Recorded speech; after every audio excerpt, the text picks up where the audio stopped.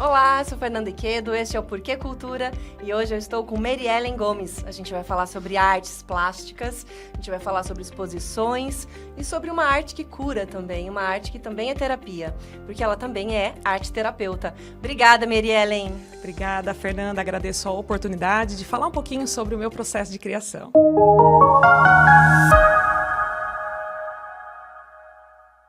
Muito obrigada por você ter aceitado esse convite. É muito legal de ter uma artista plástica aqui.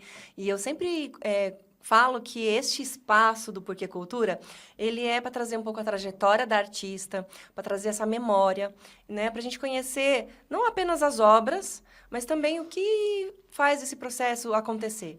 Né? Então, é legal de ouvir as histórias aqui. Eu estou para te ouvir. Muito obrigada, agradeço.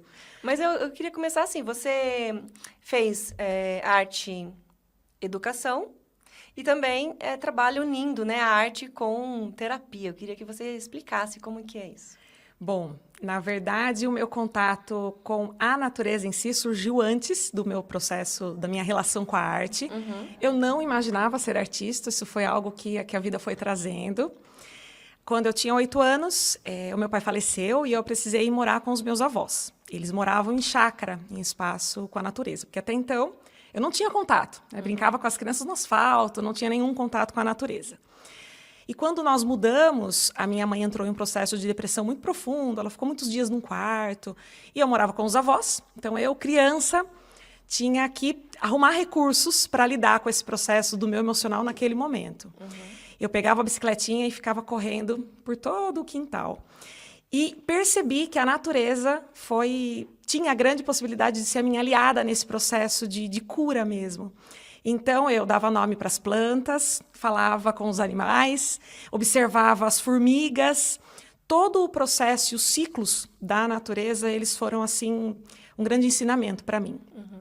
E, nesse contato com a natureza, eu passei a observar ainda mais a folhinha, aquilo que caía.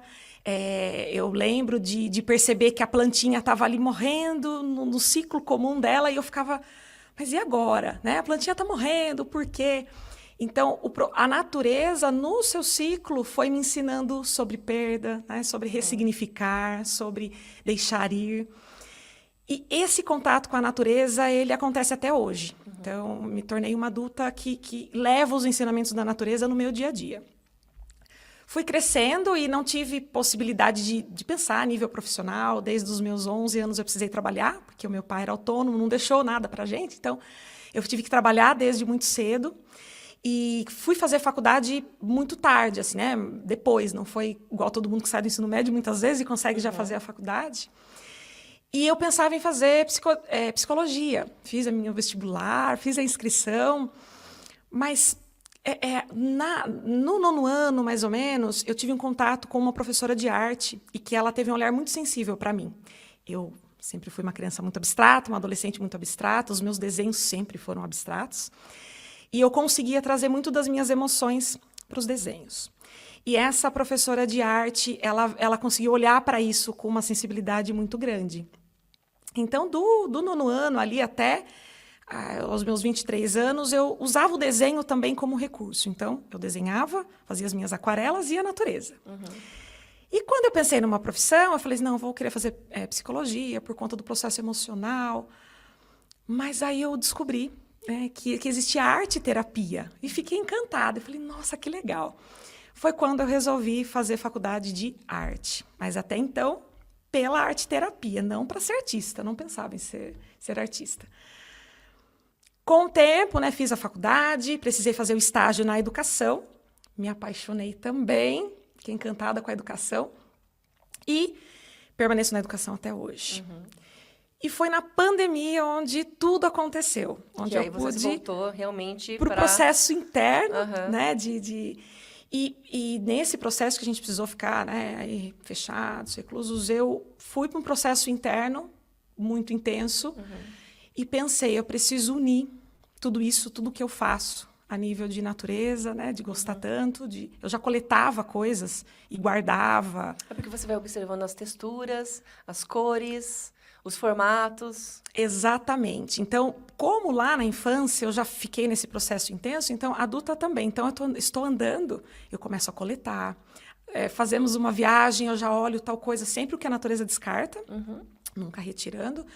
Então, esse olhar de coleta, ele sempre aconteceu. Então, eu tinha coleta, já fazia alguns desenhos em aquarela, a arte já serve para o meu processo, né, interno de reflexão, e o que eu posso fazer com isso? Foi aí que eu comecei a criar as biojoias, né? Então, eu coletava e falava assim, não, eu quero carregar a natureza comigo, quero que ela esteja, né, pertinho, junto com a arte. Participei de algumas feiras, fui vender biojoia. E eu gostava de fazer fotos das peças. E eu fui descobrindo que as imagens que apareciam ali, eu falei, nossa, isso é muito legal, a textura da natureza é muito legal. E comecei a tirar a fotografia e fazer o processo, né, de analisar as imagens.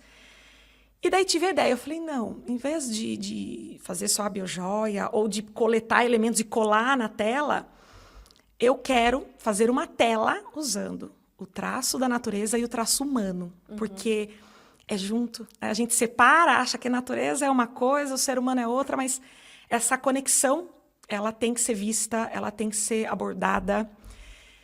E foi aí que eu comecei a pensar como eu vou unir arte e natureza. Passei a ampliar, então, a foto das biojoias e finalizar elas em aquarela. Quer dizer, você une uma criatividade e é um processo de criação que vai comungando, né, a natureza com o seu processo interno. Então, você vai trazendo essa essência humana, que é natural, que é da natureza. Né? A gente não é a parte, né? A natureza não está à parte. Isso é muito bonito, ainda mais nos dias de hoje, que a gente tem, né, tantas destruições acontecendo e a gente vê que é uma parte humana, principalmente, né, interferindo de modo errado na natureza, né? Então, mas justamente por uma falta de conexão, né, perdeu esse elo. E aí você trazer isso para a arte, eu acho bonito, porque quando a gente tem um discurso político, a gente tem que fazer tal coisa, assim, ele não toca tanto quanto você mostrar um produto, um objeto de arte. Porque daí você é tocado de diferentes formas, né? Exato. E analisar também as pequenas miudezas. Porque no nosso dia a dia, nós vamos vivendo nessa forma tão intensa e precisamos preservar, precisamos isso, precisamos... Mas qual é o elo de conexão com a natureza? Então, eu sempre penso isso e prego muito isso para os meus alunos, assim, se conectar. Quando eu enxergo a beleza daquilo, eu consigo criar uma relação, né? Então, o meu objetivo, a minha arte é, quando eu olhar para o processo artístico, para uma tela, a curiosidade de saber o que é isso, porque aquela forma da natureza está ampliada ali junto com o traço humano, e encontrar beleza, né? Esse belo da essência, da nossa essência. Então, no dia a dia, a gente olhar para as plantinhas, olhar para essas miudezas que trazem o que nós somos, né? Em essência mesmo.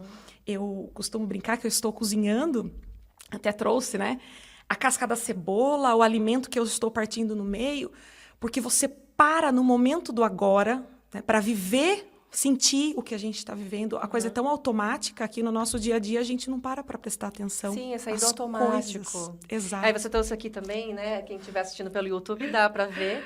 Tem casca de coco, né? E as veias, né? Exato. Ou seja, tem muita observação a ser feita. Isso é interessante porque, ao mesmo tempo que a gente vive um momento de mudanças climáticas, a gente vive também um momento muito tecnológico. E aí é aquela de passar no feed, passar o olho toda hora, no automático, e tira a observação do mundo, né? A gente precisa ler o mundo.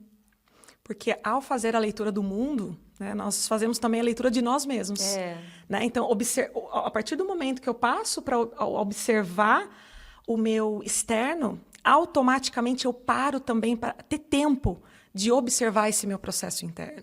Então, qualquer coisa que surge no seu corpo, enquanto manifestação física de dor e de tudo, e a nível emocional, né, a nível sentimental também, porque esse automatismo é importante, claro, e no meu contexto de criação, eu quis trazer a tecnologia. Eu acho que é importante a gente mudar e a arte evoluir nesse sentido. Mas é importante a gente dar valor e sentido a esse miúdo que está no nosso dia a dia e que a gente está deixando passar. Que é essa beleza, que é de conseguir parar para observar o que é que a natureza está pedindo, o que é que a natureza está trazendo enquanto mensagem. Né? Então, eu costumo dizer que o meu processo criativo é apenas tentar ao máximo traduzir as mensagens que a natureza me traz. Assim. Esses são os seus ingredientes. Exato. Né? E aí eu queria que você contasse dessa mistura que você faz. Então, você faz uma coleta dessas observações, andanças, faz essa coleta, e aí você vai fazendo combinações vai colocando num papel. Então, bom, sobre as coletas, eu só quero fazer uma observação. O meu processo agora de criação é como as nossas ações vão impactando, né, nos outros. Então, as pessoas viajam, passeiam, elas trazem. Que legal. Então, é muito legal, né? Os amigos, a família, coleta ou manda foto. Meire, olha que lindo. Então, é muito legal que as coletas hoje não são só minhas. Sim. Né? São de outras pessoas. Então, como que acontece? Então, eu queria, né, no primeiro momento, unir o meu traço com a natureza. Em alguns momentos eu comecei a fazer algumas colagens, mas não está orgânico, eu quero, né? Então eu coleto, faço uma mini arte utilizando resina e pigmentos. Que também vem das suas biojoias, né? A resina. Exatamente, porque a ideia surgiu das biojoias. Então eu comecei com isso, tirava foto. Mas daí eu falei assim, não, eu quero fazer uma mini arte. Aí surgiu a ideia de criar mini arte. Sim. O processo de cor, eu só trabalho com as cores primárias, então todas as tonalidades eu vou criando mesmo, fazendo a minha criação de cores, porque eu adoro experimentar. E então eu faço a mini arte. Eu tenho uma estufa, né, de secagem, que o marido fez.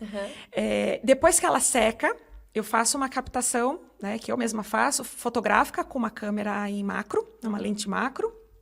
Depois disso, ela passa por um processo que a gente chama de fine art, que é um processo de impressão, porque eu queria o traço da natureza em dimensão expandida, para se aliar ao meu traço, e finalizo ela ou em aquarela, dependendo do material, que pode ser, né, o processo de impressão pode ser tanto no algodão, como no tecido, em canvas. Quando é tecido, eu trabalho também a tinta acrílica. Então, depende do material que fica o quadro. Que daí isso a gente pode ter o tamanho que desejar. E aí você tem um ateliê na sua casa? Tenho, na verdade.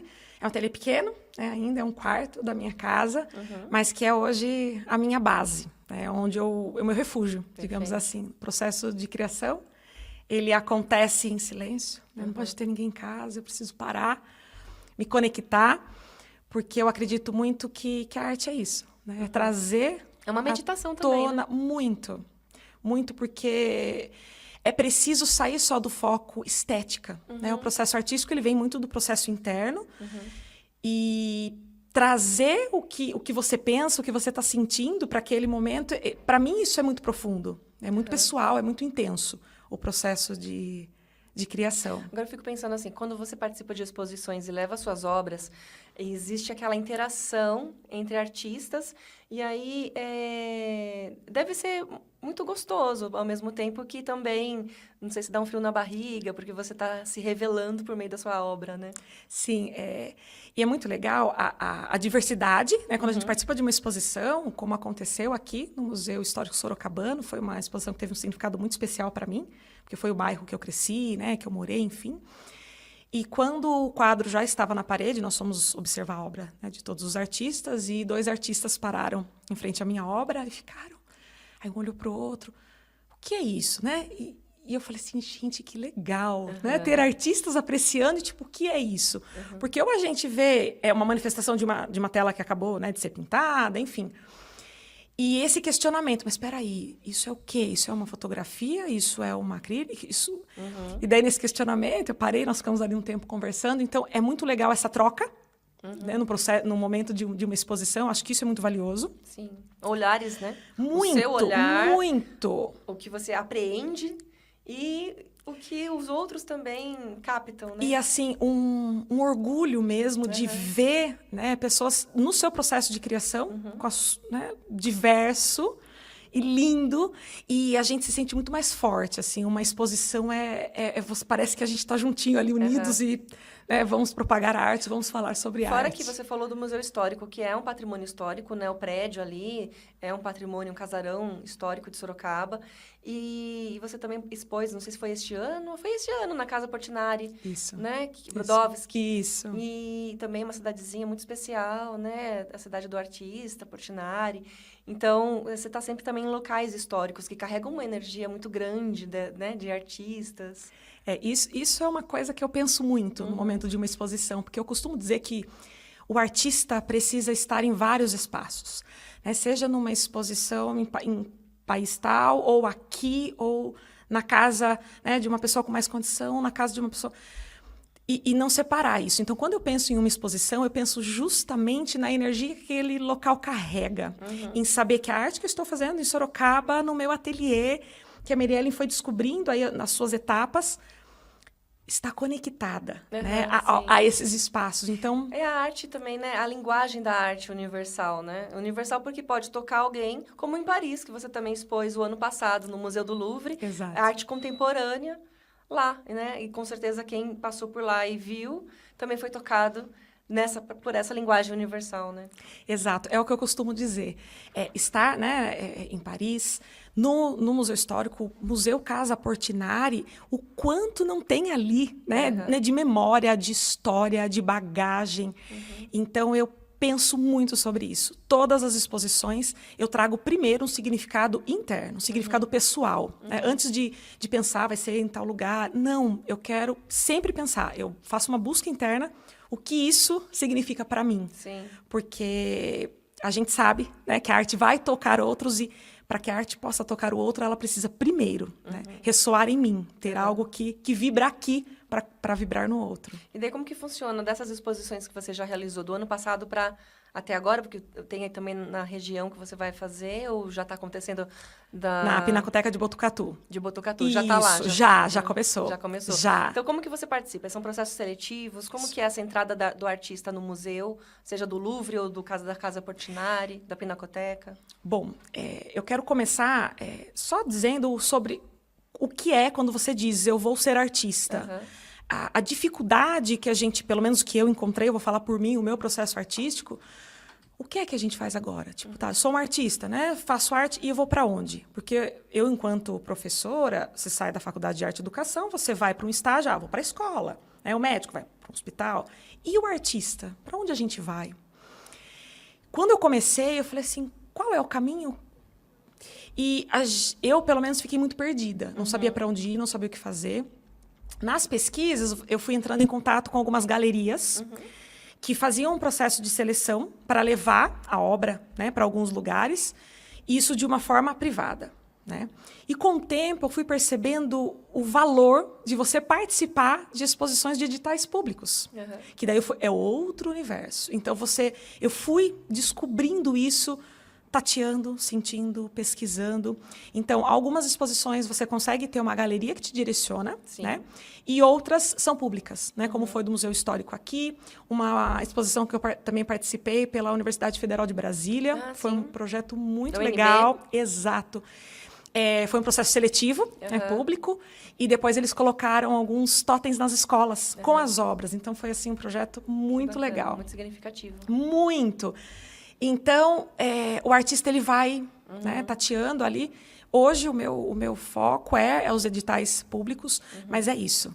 Eu também tenho parcerias com arquitetos, em feiras, porque eu acredito, tenho certeza disso, que a minha arte vai estar em todos os lugares que forem possíveis, porque eu acredito nessa diversidade. Eu quero estar em todos os lugares, desde que ressoe algo, né? E aí você falou de arquitetos, né? Então, essa questão também de decoração do interior.